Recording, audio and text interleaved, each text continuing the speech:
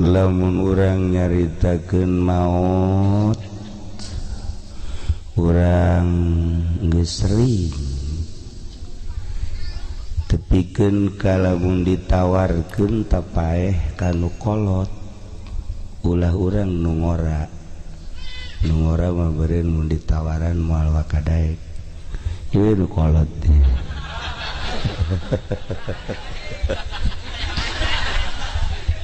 ya kira-kira jamereunna mah geus kadaluarsa ngaji kira-kira lamun maut isuk daek can daek keneh bae ya Allah padahal mah di pangsenang-senangna maut lantaran geus teu aktivitas teu kudu digawe teu kudu tani bahkan teu kudu salat teu kudu puasa jadi sakumaha tadi cek aspuri atuh geus we iza matabnu adam in qata'a selesai mantap nikmat maut eta geunaheun maut prek segala rupa prek jadi tinggal orang menikmati hasil amal urang eta si sok dicaritakeun bahwa di jero kubur teh cenah sepi di jero kubur teh cenah poek di jero kubur teh cenah sempit bohong ternyata di jero kubur teh rame neleuwihan ti mall wae di Tangerang rame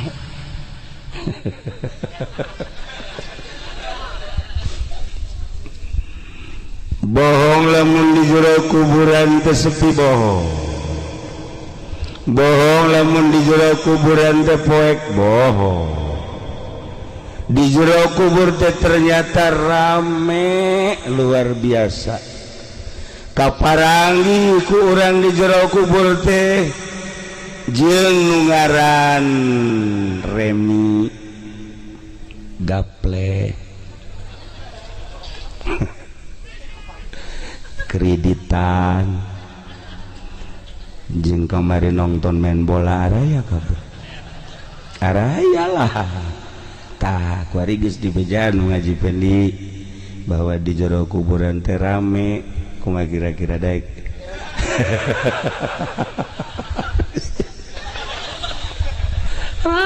Masya Allah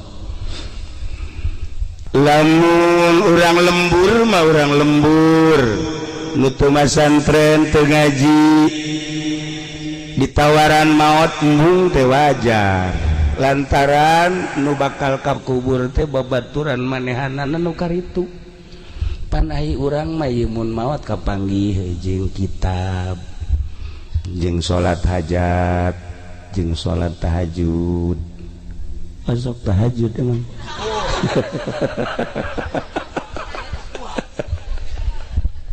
kaparangi jeung nu ngaran sodako eta teh akan dibentuk-bentukeun di jero kubur teh ieu saha ieu kasep amat oh abdi teh cenah ieu teh salat Masya Allah karim ieu saha ieu kasep amat abdi puasa hari ieu abdi sodako hari ieu abdi tahajud kan senang tah urang di jero kubur kaparanggih dumantak para aulia Allah para sholihin mah maot eta nikmat kapanggih di jero kubur ku Haji Pendi ieu saha jore amat ya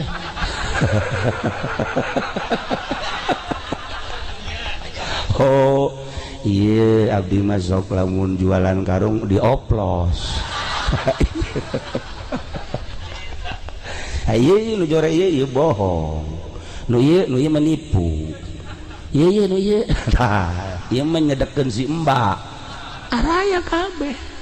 bakal kaparangi di jero kubur ternyata rame Masya Allah ramekeun jero kubur ku urang supaya urang betah di jero kubur ramekeun ti ayeuna jang batur-batur urang lamun urang datang ka jero kubur tilu nu milu nu dua balik nu hiji makan milu bae amal urang timimiti di jero kubur milu ngabarengan urang moal pisah kajen kuku maha terus we ngabarengan nu paling bahaya engke ketika dibahas urang kan iman ka Allah iman ka Kangjeng Rasulullah Muhammad sallallahu alaihi wasallam cek Kangjeng Nabi teh pan aya yaumil akhir yaumil akhir teh hartina poe terakhir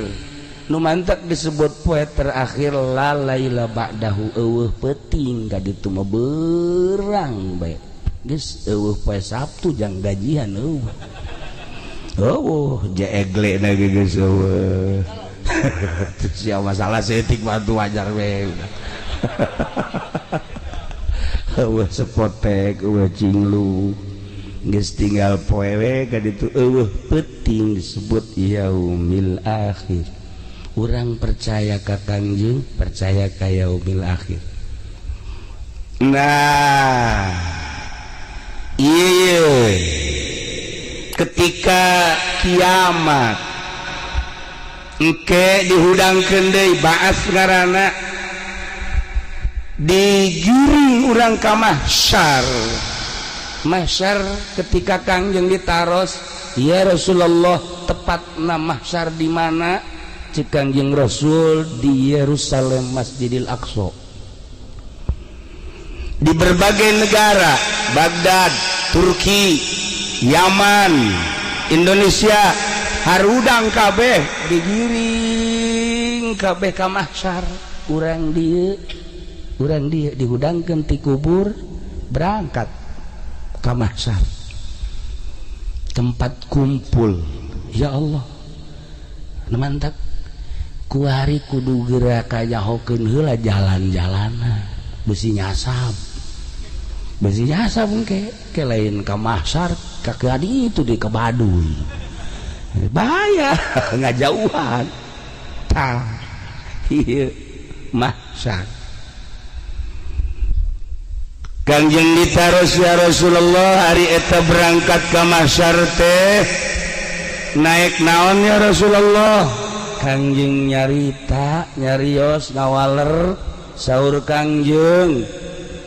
jelema berangkat ti lemburna masing-masing menuju mahsyar teh beda-beda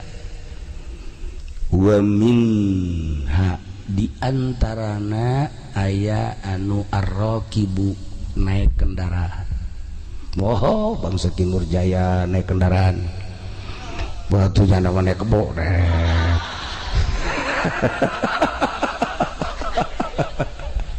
kabeneran kebona meulina kurang beres tengah jalan ngagedeprok kebona tuh Masya Allah bangsa kiai-kiai anu ngalaksanakeun korban jeung sodaqoh ar-raqib naik kendaraan wa minha al-masyi ala rijlaih aya anu lempang suku ti dieu ka Yerusalem Masya Allah karim tapi aman datang sebab make amal perbuatan ayeuna wa minha aya anu berangkat teh ala wajhihi beungeutna dihandap sukuna di luhur